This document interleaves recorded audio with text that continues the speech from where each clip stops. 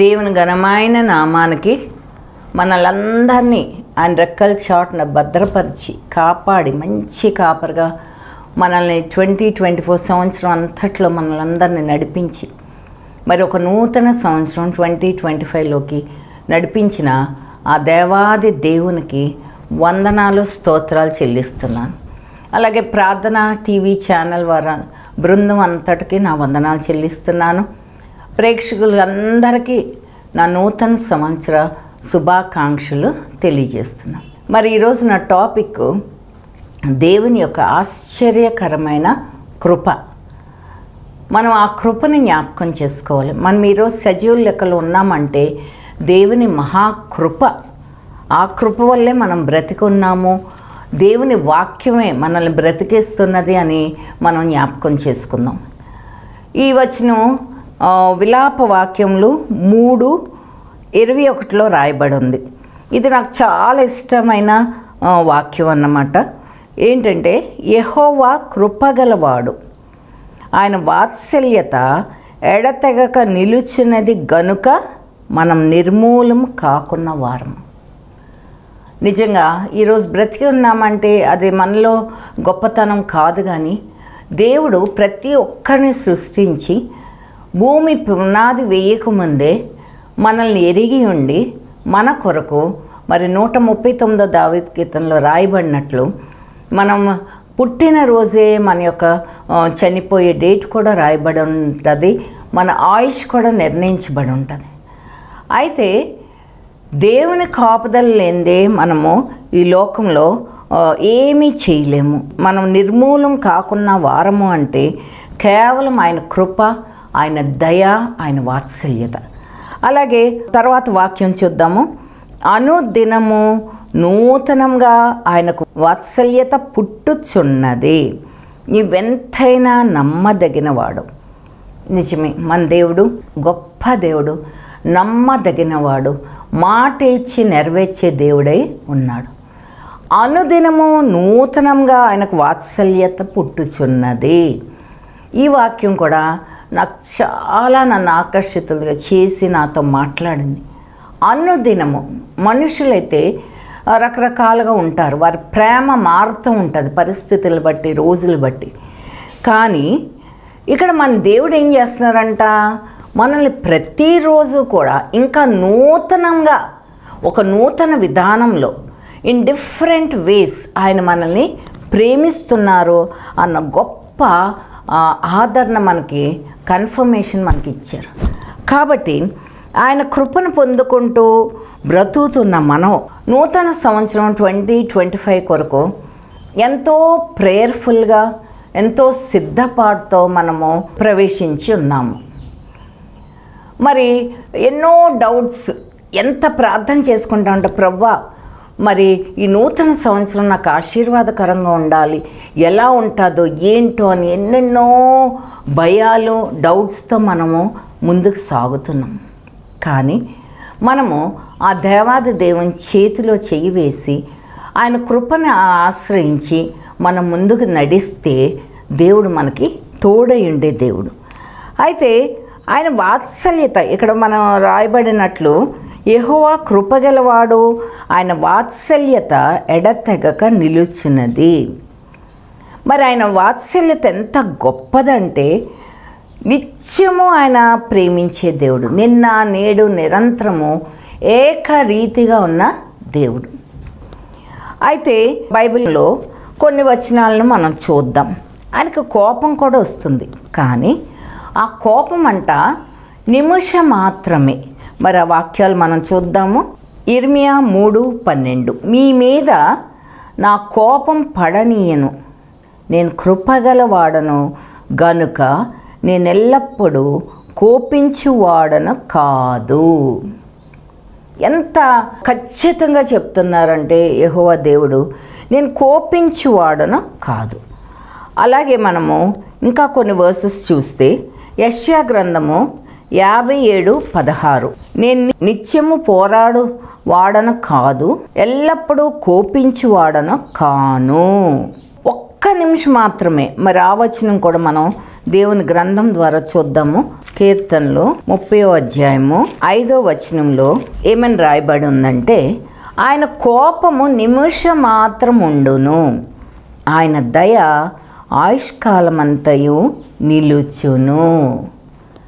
చూడండి, ఇక్కడ ఆయన కోపగించే దేవుడు కాదు, ఎల్లప్పుడూ మన ఎడల ఆయన కరుణ, దయ, కృప చూపించే దేవుడు. అయితే ఎప్పుడన్నా మనం ఎంత విననొల్లని ప్రజలంగా ఉన్నప్పుడు ఆయన కోపం నిమిషం మాత్రమే ఉంటుందంట, కానీ ఆయన దయ అంట మన పట్ల, మన కుటుంబాల పట్ల, మన పిల్లల తరమున ఆయుష్కాలం అంతా ఉండే నిలిచే కృప, ప్రేమను ఆయన చూపిస్తారంట.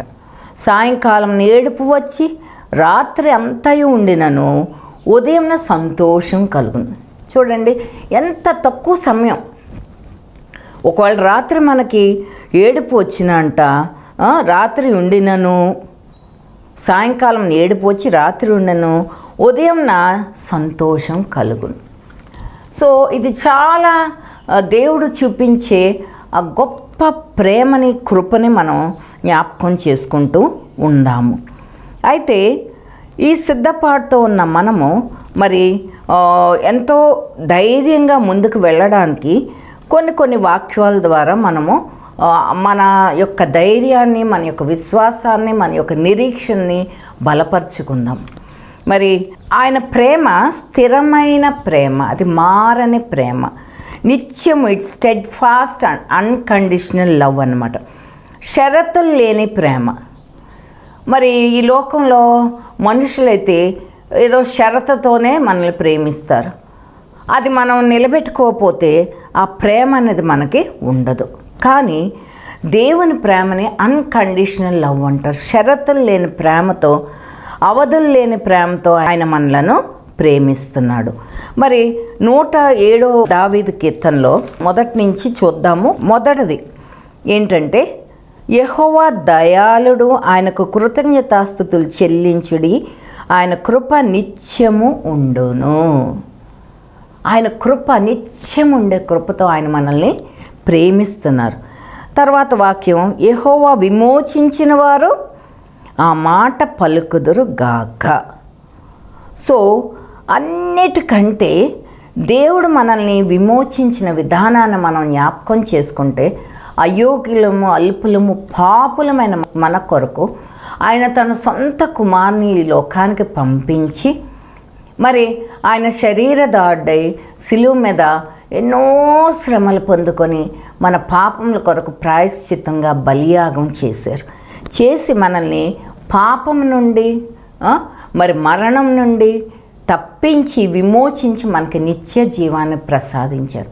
కాబట్టి విమోచించిన ప్రజలమైన మనము నిత్యము ఆయన మన పట్ల చూపిన ప్రేమ కొరకు కృతజ్ఞతలు చెల్లించబద్దులమై ఉన్నాము. అయితే ఈ కృతజ్ఞత మనం ఎంతవరకు చెల్లిస్తాము? అది మనం చెల్లించిన కృతజ్ఞత మరి ఆయన చేసిన మేళ్ళ పట్ల, ఆయన చూపిన కృప పట్ల అది సరిపోతుందా అంటే అస్సలు దాన్ని మనం జమ కట్టలేము. అది సరితూగదు. ఆయన కృప ఎదుట మన కృతజ్ఞత కానీ, మనం చెల్లించే స్థుతులు కానీ అది సరితూగదన్నమాట. ఆ విషయాన్ని మనం ఎప్పుడూ మనం గుర్తుపెట్టుకోవాలి. మరి ఇక్కడ మనం కొన్ని వాక్యాలు చూద్దాము. 107:8 వచనం, ఆయన కృపను బట్టి నరులకు ఆయన చేయు ఆశ్చర్య కార్యములను బట్టి వారు యెహోవాకు కృతజ్ఞతాస్తుతులు చెల్లించుదురు గాక. సో మనం కృతజ్ఞతాస్తుతులు ఆయన కృపను బట్టి, ఆయన చేయు ఆశ్చర్య కార్యములను బట్టి. మన ఒక్కొక్కరి జీవితాల్లో ఒక్కసారి మనం స్వపరీక్ష చేసుకుంటే ఎన్ని మేళ్ళు, ఎన్ని ఆశ్చర్యకార్యాలు, ఎంతో అనారోగ్యంతో ఉన్న మనల్ని మరి దేవుడు ఆశీర్వదించి స్వస్థపరిచి యెహోవా రాఫాగా మనం లేవనెత్తారు. మరి 2 years బ్యాక్ నాకు వచ్చిన కంప్లైంట్స్ కానీ టెస్ట్లో ఆల్మోస్ట్ క్యాన్సర్ అన్న. 7 రోజులు ఆయన కృపను బ్రతిమాలుకుని వేడుకున్నాను. ప్రభా, నీ ఎదుట నా 2 చేతులు దోసిలొగ్గి నేను బ్రతిమాలుకుంటున్నాను, భిక్షం ఎత్తుకుంటున్నాను ప్రభా అని 7 రోజులు చేసిన ప్రార్థనకి 3వ రోజే 30వ దావీదు కీర్తన 3వ వచనం ద్వారా నేను నిన్ను స్వస్థపరిచితిని అని చెప్పి ఆయన నాతో మాట్లాడి, మరి తక్కిన 4 రోజులు నేను ప్రేయర్ చేసుకుంటుంటే దేవుడు నాకు నార్మల్ రిపోర్ట్స్ ఇచ్చారు. అసలు ఏం లేదు, కొంచెం ఉంటే నేను ఆ క్యాన్సర్ అనే తెగులతో బాధపడవలసిన దాన్ని దేవుడు నన్ను స్వస్థపరిచాడు. కాబట్టి ఇక్కడ మనము ఆయన కృపను బట్టి, నరులకు ఆయన చేయి ఆశ్చర్యకార్యం బట్టి ఆయనకి కృతజ్ఞతాస్తుతులు చెల్లిస్తున్నాము. మరి ఈ స్తుతులు చెల్లించడం అనేది ఆయన రుణాన్ని మనం అస్సలు తీర్చుకోలేము. 139వ దావీదు కీర్తనలో ఇలాగూ రాయబడి ఉంది, 17వ వచనం, దేవా నీ తలంపులు నాకెంత ప్రియమైనవి, వాటి మొత్తం ఎంత గొప్పది, వాటిని లెక్కించదని అనుకుంటున్నా అవి ఇసుక కంటేను లెక్కకు ఎక్కువై ఉన్నవి.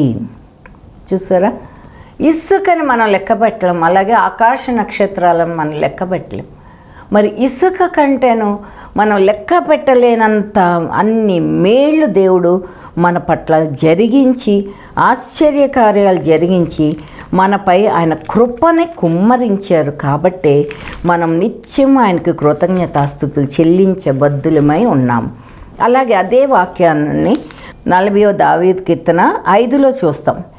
యెహోవా నా దేవా, నీవు మా ఎడల జరిగించిన ఆశ్చర్య క్రియలను, మా ఎడల నీకున్న తలంపులను బహు విస్తారములు, వాటిని వివరించి చెప్పేదని అనుకుంటున్నా అవి లెక్కకు మించి ఉన్నవి. కాబట్టి మనం లెక్క పెట్టలేము, అలాగే ఆయనకు రుణం చెల్లించలేము అన్నది మనం గుర్తుపెట్టుకొని మనకున్న సమయంలో నిత్యము మనకున్న విధానంలో మనం ఆయనకి కృతజ్ఞతాస్తుతులు చెల్లించవలసిన వారమై ఉన్నాము. 107వ దావీదు కీర్తనలో 107:30 కూడా చూద్దాము. అక్కడ ఏమని ఉంటుందంటే, అవి నిమ్మళమైనవని వారు సంతోషించరు. నిమ్మళమైనవనడానికి ఇక్కడ దావీదు భక్తుడు 107వ దావీదు కీర్తనలో ఒక మంచి పిక్చరైజేషన్ని చూపిస్తారు. ఏంటంటే, తుఫాన్లు వచ్చినా, మనకి ఈ శ్రమలు వచ్చినా, కష్ట సమయంలో, క్లిష్ట సమయంలో కూడా దేవుడు మనకి తోడై ఉండి ఆ యొక్క తుఫాన్ని అన్నిటినీ అణిచివేసే దేవుడని ఈ వాక్యంలో రాయబడి ఉంది. ఒక్కసారి చదువుతాను. 107:23-30 వరకు చదువుకుందాం. ఓడలెక్కి సముద్ర ప్రయాణం చేయువారు, మహాజలముల మీద సంచరించు వ్యాపారం చేయువారు యెహోవా కార్యములను, సముద్రంలో ఆయన చేసిన అద్భుతములను చూచిరి. సో ఈ నావికులు, సముద్రం మీద ప్రయాణం చేసేవాళ్ళు ఆయన ఆశ్చర్య కార్యాలను, అద్భుతాలను చూసిరంట. అక్కడ ఏమైంది చూడండి, ఆయన సెలవీయగా తుఫాను పుట్టెను.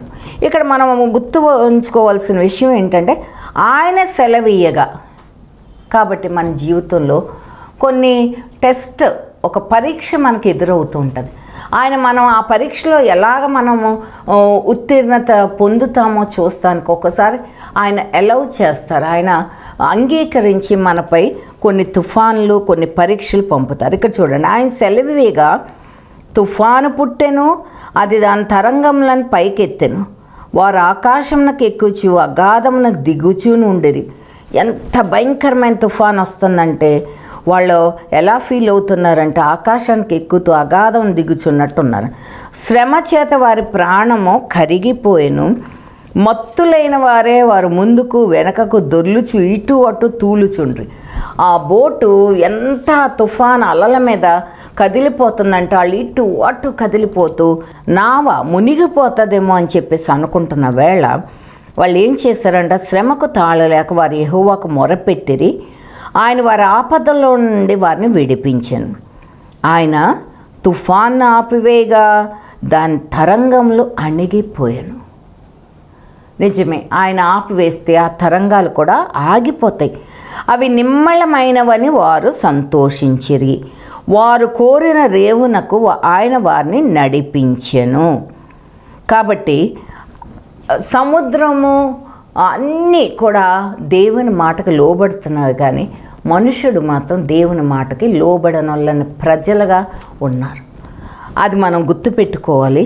ఇక్కడ నిమ్మలమైనవి వాళ్ళకి ఎంత సంతోషం వేసిందంటే ఇక్కడ 31వ వచనంలో ఆయన కృపను బట్టి నరులకు ఆయన చేయి ఆశ్చర్య కార్యములను బట్టి వారు యెహోవాకు కృతజ్ఞతాస్తుతులు చెల్లించుదురు గాక. అయితే మనం ఈ సమయంలో ఒక జాన్ న్యూటన్ అనే ఆయన రాసిన ఒక ఇంగ్లీష్ హిమ్ ఉంది. అదేంటంటే అమేజింగ్ గ్రేస్ అనే పాట ఉంది.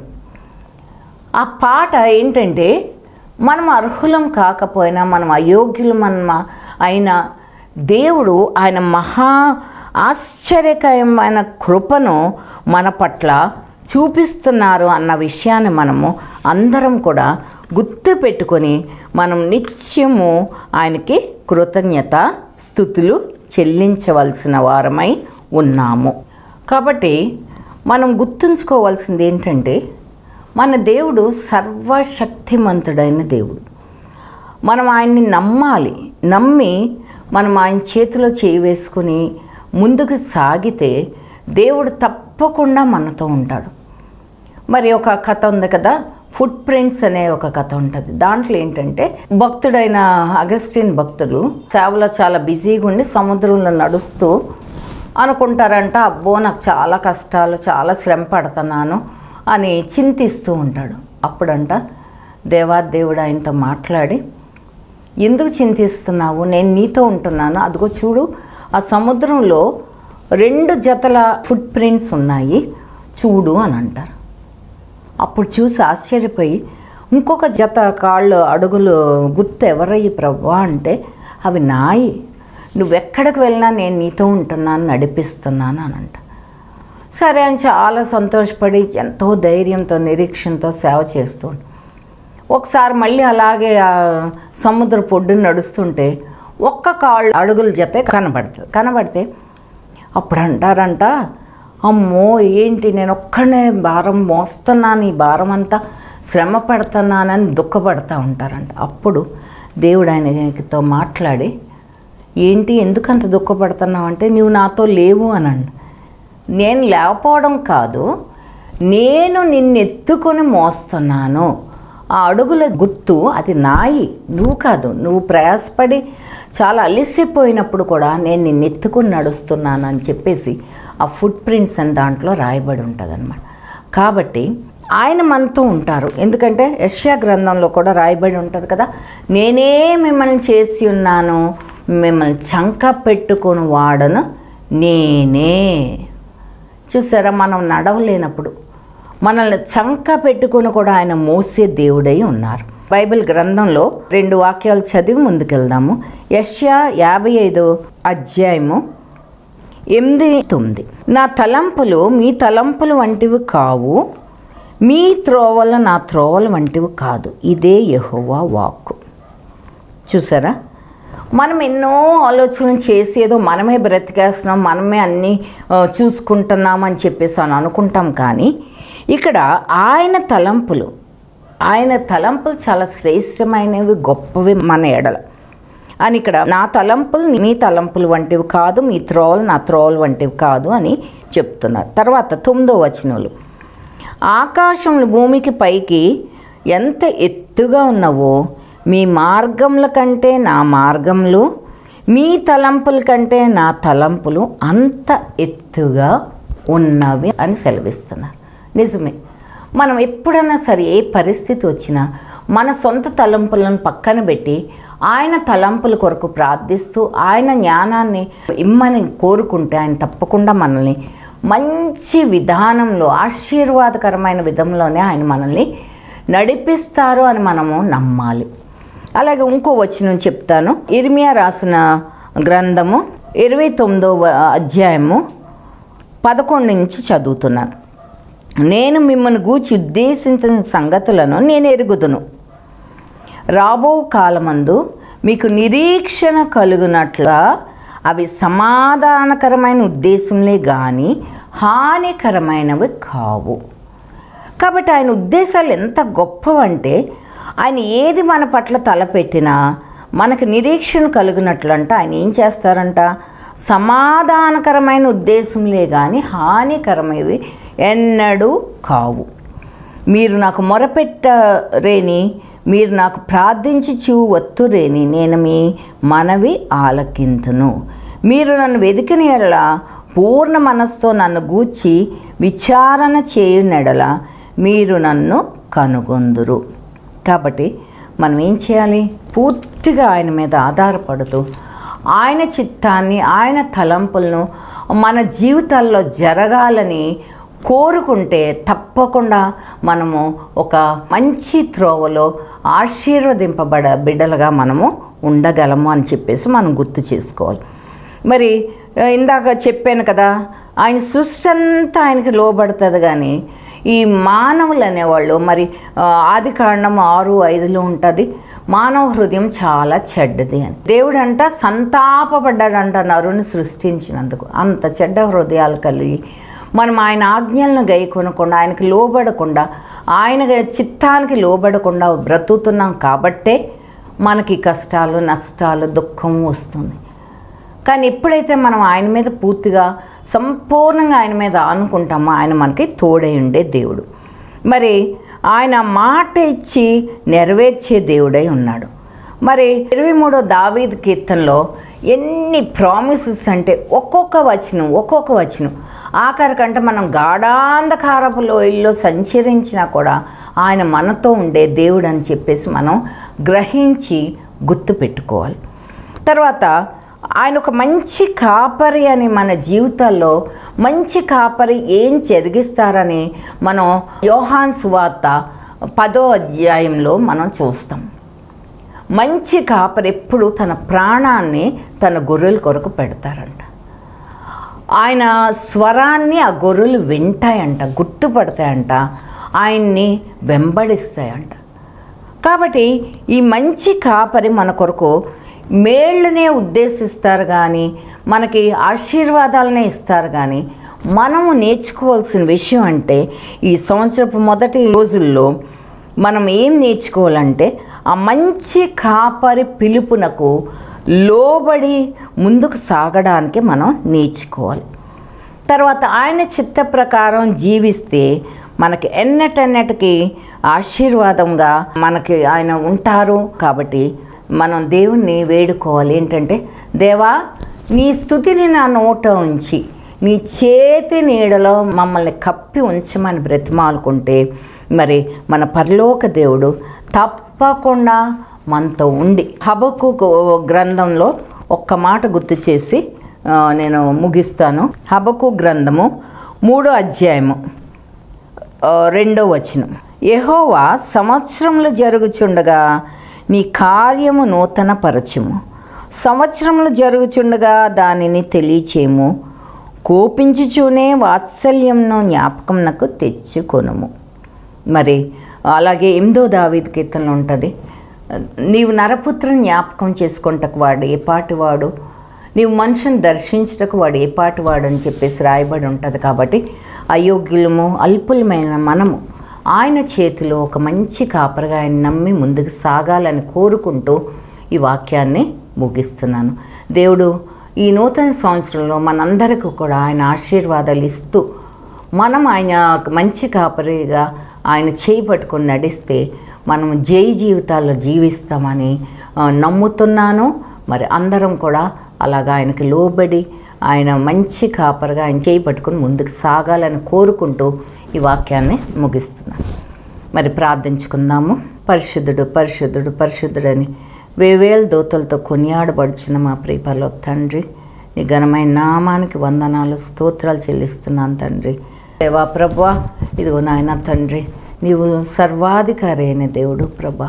నాయన తండ్రి, నీకు అసాధ్యమైంది ఏది లేదని మేము ఎరుగుచున్నాం. కాబట్టి నాయన తండ్రి, నీవు మాట ఇచ్చి నెరవేర్చే దేవుడు అని, కృపగల వాడు అని తండ్రి మేము నమ్ముచు నాయన నీ వైపు కన్నులెత్తి ముందుకు సాగడానికి నూతన సంవత్సరంలో సంవత్సరం అంతా కూడా ప్రభా, సంవత్సరాది మొదలుకొని సంవత్సరాంతం వరకు నీ కృపా క్షేమాలు మాకు దయచేయమని నీ యొక్క మాటలను మాకు తెలియజేస్తూ, నీ చిత్తాన్ని తెలియజేస్తూ, నీ చిత్త ప్రకారం నడుచుకోవడానికి మాకు ఒక్కొక్కరికి సహాయం చేయమని బ్రతిమాలుకుంటూ మా ప్రభువును రక్షకుడైన యేసేపేట వేడుకొని ప్రార్థిస్తున్నాను తండ్రి. ఆమెన్. ప్రైజ్ ది లార్డ్ అందరికీ.